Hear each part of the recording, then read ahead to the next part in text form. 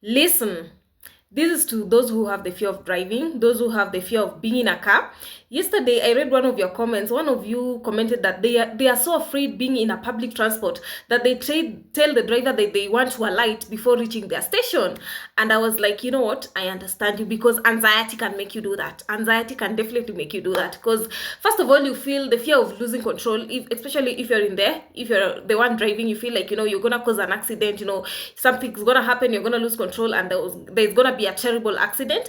Or you feel like you feel trapped inside that car. What if you get a panic attack and you're not in a position to control it? What will happen? So fear of driving is common amongst anxiety sufferers, and it is something that you can't white knuckle around. It is something that you have to go through. You have, most of the time, it's not actually the fear of being in that car. The fear is always the uncomfortable feelings. The fear is not the car. The fear is not where you being on the highway, you being on Thika Superhighway, you being on busy roads. Most of the time, it's not that. Most of the time is you are so afraid of the sensations of anxiety that you feel like when you're in the car, then there is no way you're gonna control it. There is no way you're gonna ask for help. You're gonna lose control and something bad's gonna happen. So this causes most of you to actually stop driving. You have a car but you're going on foot. You have a car but you're not driving. I want to tell you this: there is no way around driving. You have to get into that car.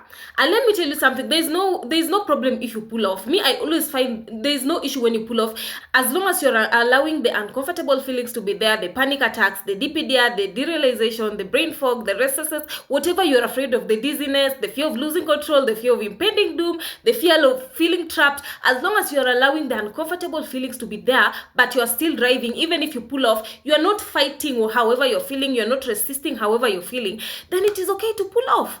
And I know some of you are so much in deep shit of this fear of driving that you can't just start and go to the busy roads. You can start with your neighborhood, you can start with your surroundings, you can start with going to the market.